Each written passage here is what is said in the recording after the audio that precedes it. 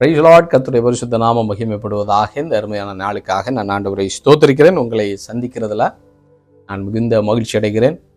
நிச்சயமாகவே கர்த்தர் உங்களோடு கூட நம்மோடு கூட கர்த்தர் பேசி கொண்டிருக்கிறார். ஒவ்வொரு நாளும் ஒவ்வொரு வாரந்தோறும் நம்ம ஆண்டுடைய வருகை குறித்ததான செய்திகளை நம்ம கேட்டுக்கொண்டிருக்கிறோம். இந்த வருகையின் செய்தி ஏதோ உங்களை பயப்படுத்துறதுக்காகவோ இல்லை எங்களுக்கு எல்லாம் தெரியுன்றதுக்காக அல்ல. ஏனென்றால் ஆண்டவராக இயேசு கிறிஸ்து அதை விரும்புகிறபடினால இந்த ஜனங்கள் உலகமெங்கும் வாழ்ந்து கொண்டிருக்கிற ஜனங்களுக்கு அந்த காலங்களை குறித்து அறிவிக்க வேண்டும் என்று சொல்லி ஆண்டவர் விரும்புகிறபடினால கர்த்தருடைய ஊழியக்காரர்கள் மூலமாக தேசத்தில் நடந்து கொண்டிருக்கிற சம்பவங்களை குறித்தும் இந்த உலகத்தில் கடைசி நாட்களில் நம்ம வைக்கப்பட்டிருக்கிறோம், அவருடைய வருகை நாட்களில் வாழ்ந்து கொண்டு நிர்விசாரமாய் வாழ்ந்துடக்கூடாது என்று சொல்லி கர்த்தர் விரும்பித்தான் கர்த்தருடைய பிள்ளைகள் மூலமாய் கர்த்தர் நம்மோடு பேசி கொண்டிருக்கிறார். அன்புக்குரிய கர்த்தருடைய பிள்ளைகளை, இந்த நாளிலும் கர்த்தர் நம்மோடு பேசும்படிக்காக ஆண்டவர் கொடுத்ததான வசனம் ஏசாயா 2வது அதிகாரம் 2வது வசனம் இப்படியாய் சொல்லுகிறது. கடைசி நாட்கள் கர்த்தருடைய ஆலயமாகிய பர்வதங்களின் கொடுமுடியிலே ஸ்தாபிக்கப்பட்டு மலைகளுக்கு மேலாய் உயர்த்தப்படும், எல்லா ஜாதிகளும் அதற்கு ஓடி வருவார்கள் என்று சொல்லப்பட்டிருக்கு. ஒரு வார்த்தையை ஜெபிக்கலாம். பரிசுத்த பிதாவே, நீர் எங்க கூட பேசுங்கப்பா. நம்முடைய வார்த்தையில அதிகாரம் இருக்கிறது, வல்லமை இருக்கிறது, ஜீவன் இருக்கிறது. அந்த ஜீவனுள்ள வார்த்தையை பெற்று நாங்கள் ஆவிக்குரிய ஜீவனுள்ளவர்களாய் மாற எங்களுக்கு உதவி செய்யுங்க. இயேசுவின் நாமத்தில் பிதாவே, ஆமேன் ஆமேன். கர்த்தருடைய பிள்ளைகளை பாருங்க, நம்ம அநேக காரியங்களை ஆண்டுடைய வருகைக்கான சம்பவங்களை குறித்தெல்லாம் தியானம் பண்ணிட்டு இருக்கிறோம். நான் நம்புகிறேன் அநேகருக்கு ஒரு ஆவிக்குரிய ஒரு எழுப்புதெல்லாம் நம்முடைய வாழ்க்கையில கொண்டு வரும்னு சொல்லி நான் நம்புகிறேன். 2009வது வருஷத்திலிருந்து ஆண்டுடைய வருகை குறித்ததான பாரத்தை கர்த்தர் எனக்கு கொடுத்து கன்னியாகுமரி மாவட்டம் களியக்காவலைக்கு அருகாமல் இருந்து ஆண்டவரை அறிந்து கொண்டு அவருடைய பிள்ளையாய் மாறி இன்னைக்கு மத்திய கிழக்கு நாடுலிருந்து கர்த்தர் நம்மோடு பேசிட்டு இருக்கிறாரு.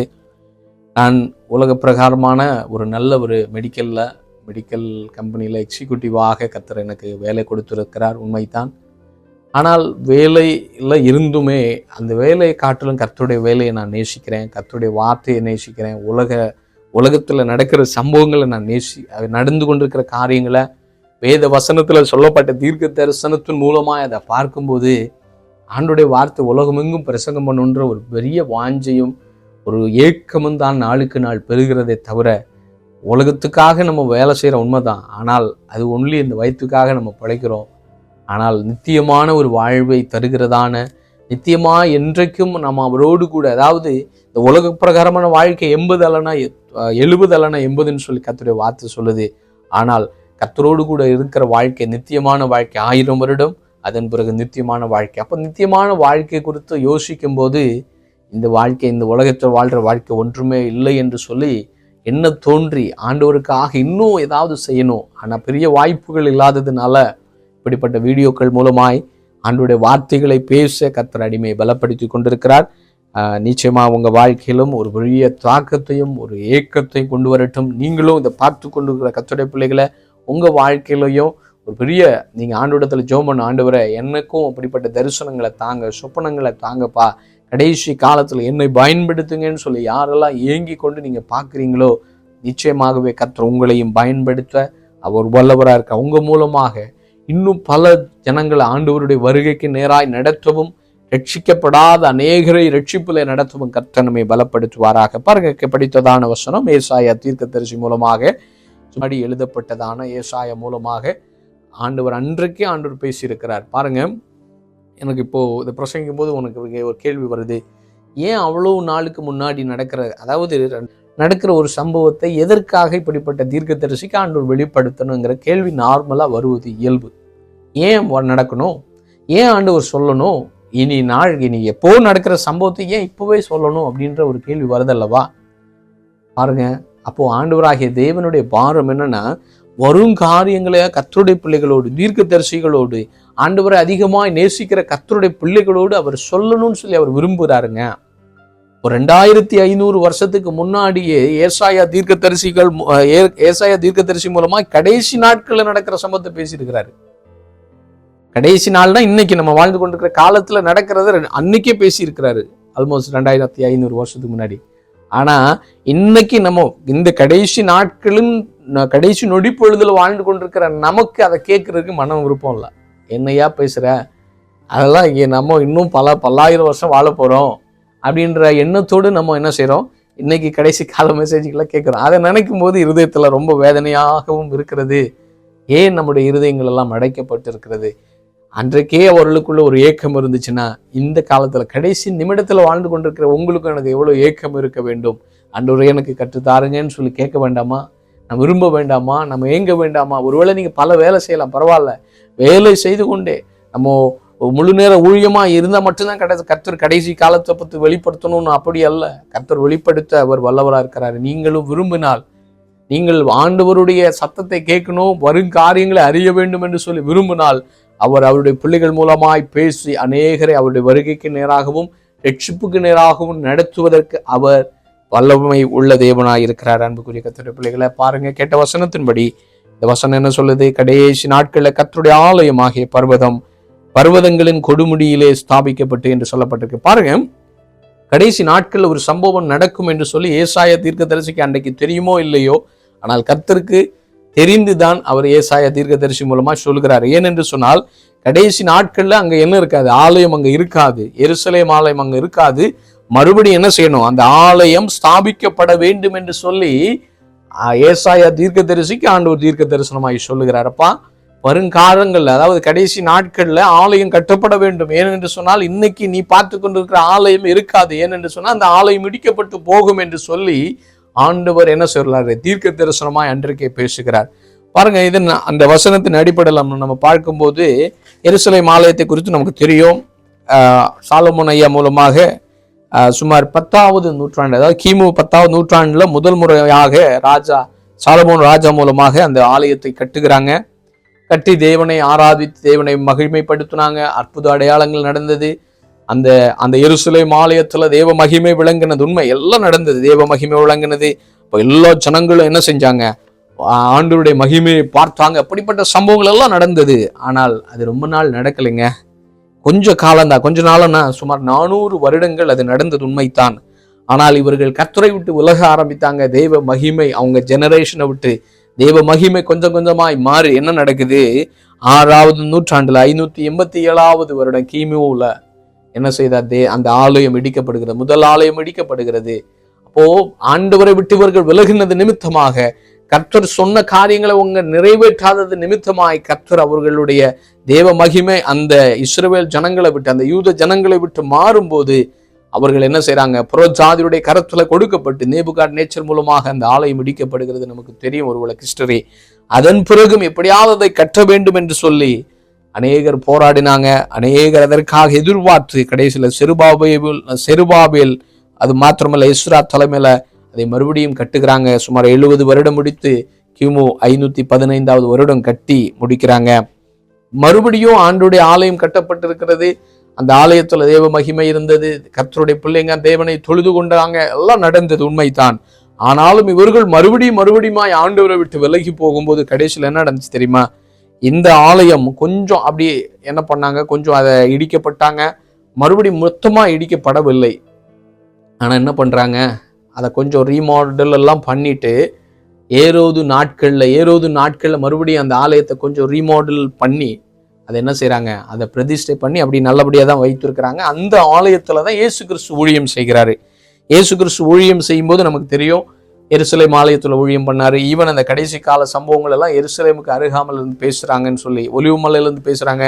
எருசலேம்ல இருந்து வெளியே வந்து ஊழியத்தை முடித்து வரும்போது அந்த காரியங்கள் எல்லாம் பேசினதாக நீங்க மத்தேயு 24வது அதிகாரத்துல பார்க்க முடியும். அப்படி என்று சொன்னால் எருசலேம் ஆலயம் மறுபடியும் கட்டப்பட்டது. ஆனால் வேதனையான சம்பவம் என்னன்னா, மத்தேயு 24 3வது வசனத்தின்படி 2வது வசனம் 3வது வசனம் சொல்லு, ஒரு கல் மேல ஒரு கல் இராதபடிக்கு எல்லாம் இடிக்கப்பட்டு போகும் என்று சொல்லி சீசர்களை பார்த்து கடைசி நாட்களில் சம்பவிக்க வேண்டிய தீர்க்க தரிசனத்தை இயேசு கிறிஸ்து அவர்களுக்கு சொல்லுகிறார் சீசர்களுக்கு. ஆனா அவங்க இயேசு கிறிஸ்து சொல்லும் போது கிபி 30வது வருடம் அந்த காலங்கள்ல தான், அதாவது முதல் வருடத்துல பிகினிங்ல இயேசு கிறிஸ்து ஊழியம் பண்ணி கொண்டிருக்கும் போது தான் அது நடக்கிறது. ஆனால் இயேசு கிறிஸ்து சொன்ன மாதிரி இவங்க மறுபடியும் ஆண்டவரை காட்டி கொடுக்குறாங்க. ஆண்டவரை கொலை பண்றாங்க. ஆண்டவரை கொலை பண்றதுக்கு காரணமா இருந்தது எல்லாமே யூதர்கள் தான். யூதர்கள் மேல மறுபடியும் அந்த பழி வருகிறது, அந்த சாபம் வருகிறது. தேவனை காட்டி கொடுத்தது உங்களுக்கு தெரியும். தேவனை என்ன பண்ண? முத்தத்தினால காட்டி கொடுத்தாங்க. அப்புறம் யூதர்கள் எல்லாம் கொலை பண்ண விரும்பினாங்க. கொலை பண்ணும்படிக்காய் செய்து கொலை எல்லாம் பண்ணிட்டாங்க. அதெல்லாம் நமக்கு தெரியும். ஆனா கடைசியில் என்ன நடந்துருச்சு? அந்த அந்த யூதர்கள் மேல தேவ மகிமை மறுபடியுமாய் மாறுகிறது. ஆண்டவர் புறஜாதி கையில கொடுக்கிறாரு. ரோமர்கள் ஆண்டு கொண்டிருந்த காலத்துல மறுபடியும் ஏடி, அதாவது கிறிஸ்துக்கு பின் கிபி 70வது வருடம் ஆலயம் இடிக்கப்பட்டு போனது. இதெல்லாம் நமக்கு ஹிஸ்டரி. இதுவரையிலும் சொன்னது நடந்து முடிந்த சம்பவங்கள். கிபி 70வது வருடத்துல ஆலயம் இடிக்கப்பட்டது. அங்க ஆலயம் கிடையாது. இப்படிப்பட்ட ஒரு சூழ்நிலை, அங்க ஆலயம் இல்லாத ஒரு சூழ்நிலையில யூதர்கள் அங்க எல்லா இடங்கள் உலகமெங்கும் சிதறப்பட்டு போனாங்க. பிடிக்கிறவங்களெல்லாம் அடிச்சு கொன்னாங்க. அவங்க எல்லாம் மறிக்கிறாங்க. யூதர்கள் அநேகர் சித்திரவதை, பல கொடிய சித்திரவதைக்கு உள்ள அகப்பட்டு யூதர்கள் உலகம் எங்கும் ஓடி போறாங்க. பல்லாயிரக்கணக்கான யூதர்கள் மரித்து போகிறாங்க. இதெல்லாம் AD 70 நடந்த சம்பவம். இப்படி இப்போ ஆலயம் அங்க கிடையாது. இப்போ ஒரு சுவர் மட்டும் இருக்குது. அந்த சுவர்ல தான் இவங்க அழுகையின் சுவர்ன்னு சொல்லி இன்னைக்கு சொல்லப்பட்டு இன்னைக்கும் அந்த இடத்துல அவங்க ஆராதனை நடத்துறாங்க. பல நாட்டு மக்கள் எல்லாம் அந்த இடத்துல ஓடி வருகிறாங்க, தேவனை மகிமைப்படுத்துறாங்க. எல்லாம் நடந்தாலும் இன்னைக்கு அங்க எருசலேம் ஆலயம் கிடையாது. ஆனா நம்ம படித்த வசனம் என்ன சொல்லுது? கடைசி நாட்களில் கர்த்தருடைய ஆலயமாகிய பர்வதம் என்ன செய்யும்? பர்வதத்தின் மேல ஆண்டவருடைய ஆலயம் அங்க ஸ்தாபிக்கப்படும் என்று சொல்லப்பட்டிருக்கு. அப்போ ஸ்தாபிக்கப்பட வேண்டுமானால் இன்னைக்கு அங்க ஆலயம் இல்லை. இன்னைக்கு அது இன்னொரு மதத்துடைய கண்டுள்ள அங்க என்ன இருக்கு? பல வேற விதமான ஆராதனை முறைகள் எல்லாம் அங்க நடந்து கொண்டிருக்கிறது. அப்போ இப்படிப்பட்ட சூழ்நிலையில தான் அங்க நடந்து கொண்டிருக்கிற சம்பவங்கள் பார்த்தீங்கன்னா, மறுபடியும் அவங்க என்ன பண்றாங்க? யூதர்கள் எல்லாம் மறுபடியும் 1948வது வருடம் மறுபடியும் அந்த தேசத்துக்கு வராங்க. இப்ப சொந்த தேசமாக அவங்களுக்கு கொடுக்கப்பட்டது. நமக்கு தெரியும் 2018-19 வருடத்துல எருசலேமை அவர்களுக்கு கேபிட்டலாக ட்ரம்ப் அவங்க வந்து பழைய பிரசிடெண்டாக இருக்கும்போது அதை அறிவிக்கிறாங்க. இதெல்லாம் நமக்கு நடந்த சம்பவங்கள் எல்லாம் ஒருவேளை உங்களுக்கு தெரிய வாய்ப்புண்டு. இப்போ இப்படி எல்லா சம்பவங்களும் அங்கே நடந்து முடிஞ்சிச்சு. இப்போ அங்கே ஆலயம் இல்லை. ஆனால் ஆலயம் கட்டுவதற்கான எல்லா பணிகளும் ஒன்னொன்னாக அங்கே நடந்து கொண்டே இருக்கிறது. பாருங்க, கடந்த ஜூன் மாதம் 15ஆம் தேதி 2024வது வருஷத்துல போன வருஷத்துல பிரைம் மினிஸ்டர் பாருங்க பெஞ்சமின் நெட்டன்யாஹு அவங்க சொல்றாங்க, நாங்கள் எல்லாமே எங்கள் கருத்தில் வந்துருச்சு, நாங்கள் அந்த தேசத்தை பிடிச்சிட்டோம், எருசலேம் ஆலயத்தை கட்டக்கூடிய அதுக்கு தேவையான எல்லா காரியங்களும் எங்கள் கருத்தில் இருக்குது, நாங்கள் எருசலேம் ஆலயத்தை கட்டுவதற்கு என்ன பண்ணிட்டோம், எங்கள் ரொம்ப நெருங்கி நாங்கள் வந்துட்டோம்னு சொல்லி அவர் ஒரு நியூஸில் அவர் இன்டைரக்டாக ஒரு மெசேஜை கொடுக்குறாரு. இது நீங்கள் நியூஸ்லாம் வந்து நீங்கள் ஒருவேளை பார்த்துருப்பீங்க. அது மாத்திரமல்ல, அதுக்கு தேவையான அநேக காரியங்கள் நமக்கு தேவை. இந்த ஆலயம் கட்டணும்னா சும்மா போய் ஆலயம் கட்ட முடியாது. ஆலயம் கட்டுவதற்கு முன்னாடியே இந்த ஆலயம் எப்படி கட்டணும், அதுக்குரிய நடைமுறை காரியங்கள் எல்லாம் அவங்க என்ன பண்ணணும், அதை சரியாய் செய்யும்படிக்காக 1987வது வருஷத்துல அவங்க என்ன பண்றாங்க, சுமார் 38 வருஷத்துக்கு முன்னாடி டெம்பிள் இன்ஸ்டிடியூட்னு சொல்லி ஒன்று ஆரம்பிக்கிறாங்க. அதில் வந்து எப்படி ஆசாரியர்கள் எப்படி பலி கொடுக்கணும், என்னென்ன பண்ணணும், இப்படிப்பட்ட காரியங்கள் எல்லாம் அவங்களுக்கு கற்றுக் கொடுத்து இன்னைக்கு அதுவும் ரெடியாக இருக்கிறது. அது மாத்திரமல்ல, 2022வது வருஷத்தில் அதாவது சிவப்பு கிடாரி அவங்க பலி கொடுக்கணும்னா கிடாரி வேணும். அந்த நாட்களில் நீங்கள் என்னாகம புத்தகத்திலலாம் நீங்கள் படிக்க முடியும். லேவியராமத்தில் சொல்லப்பட்டிருக்கு, பலி கொடுக்கறதுக்கு என்ன தேவை, ஒரு சிவப்பு கிடாரி அவங்களுக்கு தேவை. ஆனால் இதை என்ன பண்ணுறாங்க, 2022வது வருஷத்தில் அதை கண்டுபிடித்து இன்னைக்கு அதுவும் ரெடியாகி விட்டது. அது மாத்திரமல்ல, உடன்படிக்கை பெட்டி அவங்களுக்கு வேணும். ஏன்னா எருசலேம் ஆலயத்தில் அன்றைக்கு இழந்து போன, அதாவது அங்கே எங்கே காணாமல் போன அந்த உடன்படிக்கை பெட்டி, அதுவும் ரீசனாக 1982வது வருடத்தில் அது கண்டுபிடிக்கப்பட்டதாக வேத வல்லுநர்கள் சொல்றாங்க. அப்போ இந்த காரியங்கள் இதெல்லாம் இன்னைக்கு என்ன பண்ணிட்டு இருக்கு, எல்லாமே கைகூடி வந்திருக்கிறது. இனி தேவை அந்த இடத்துல ஆலயம் கட்டுவதற்கான பெர்மிஷன் வேணும். சும்மா உடனே போய் கட்ட முடியாது. இப்ப கட்டினால் ஒரு பெரிய மத கலவரமே வந்துவிடும். அதனால அதற்கான நேரத்துக்காய் காத்து கொண்டிருக்கிறாங்க. அது சீக்கிரமா இது நடக்க போகிறது. இப்ப ரீசெண்டான நியூஸ் எல்லாம் நீங்க பார்க்க முடியும். அதற்கான பரபரப்பான அதற்கான மூலப்பொருட்கள் எல்லாவற்றிலும் அதெல்லாம் அவங்க தயார்படுத்தி வைத்திருக்கிறாங்க. இப்போ இந்த நடக்கிற யுத்தங்கள் கூட உங்களுக்கு தெரியும். பலவிதமான அங்கே இருக்கிற பல மாஸ்கள் எல்லாம் என்ன பண்ணிட்டாங்க, டிஸ்ட்ராய் பண்ணிட்டாங்க. ஆனால் இன்னைக்கு அந்த இடத்துல இருக்க டோம் ஆஃப் ராக்ன்னு சொல்லக்கூடிய அதாகட்டும், அது மாத்திரமல்ல அலெக்சா டெம்பிள், இதெல்லாம் இன்னைக்கு எப்படியாவது இதை மாற்றிட்டு இந்த இடத்துல கொண்டு எருசலேம் ஆலயத்தை கட்டணும்னு சொல்லி யூதர்கள் அந்த நாளுக்காக அந்த நேரத்துக்காக காத்து கொண்டிருக்கிறாங்க. இது எதை காண்பிக்கிறது அப்படின்னா, நீங்களும் நானும் கடைசி நாட்கள் ரொம்ப பக்கத்தில் வந்துட்டோம் என்பதைத்தான் ஆண்டவர் இதன் மூலமாய் கர்த்தர் நமக்கு கற்றுத்தருகிறார். அதனால் அன்புக்குரிய கர்த்தருடைய பிள்ளைகளை, இதெல்லாம் ஒரு இன்ஃபர்மேஷனாக தெரிந்து கொண்டு போய் விடாதபடிக்கு, இதெல்லாம் நம்முடைய கண்களுக்கு முன்னாடி நடந்து கொண்டிருக்கிறதை நாம் அறிந்து, ஆண்டவருடைய வருகை ரொம்ப சீக்கிரமாக இருக்கிறது என்பதை நாம் புரிந்து கொண்டு அவருடைய வருகைக்காக நாம் ஏங்குவோம். அவருடைய வருகைக்காய் நாம் ஆயத்தப்பட்டு மற்றவர்களை ஆயத்தப்படுத்துவோம் என்பதற்காக மட்டும்தான் கர்த்தர் பேசுறாரு. கேட்ட வசனத்தின்படி கடைசி நாட்களில் கர்த்தருடைய ஆலயமாகிய பர்வதங்களின் கொடுமுடியிலே ஸ்தாபிக்கப்படுவதற்கான தீவிரமான காரியங்கள் எல்லாம் இன்னைக்கு நடந்து கொண்டிருக்கிறது. ஆண்டோடைய வருகைக்காக நாம் ஆயத்தப்படுவோம். இதை மற்றவர்களுக்கு சொல்லிக் கொடுப்போம். சொல்லிக் கொடுத்து சபைகளுக்கு சொல்லிக் கொடுப்போம். கிறிஸ்தவ ஜனங்களுக்கு சொல்லிக் கொடுங்க.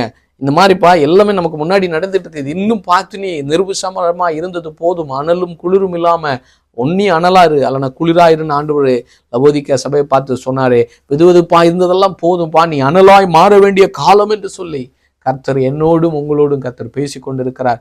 இந்த வார்த்தைகள் தாமே நம்மை கர்த்தர் ஆசீர்வதிப்பாராக. பரிசுத்த பிதாவே, நீ பேசின வார்த்தைக்காய் நன்றி.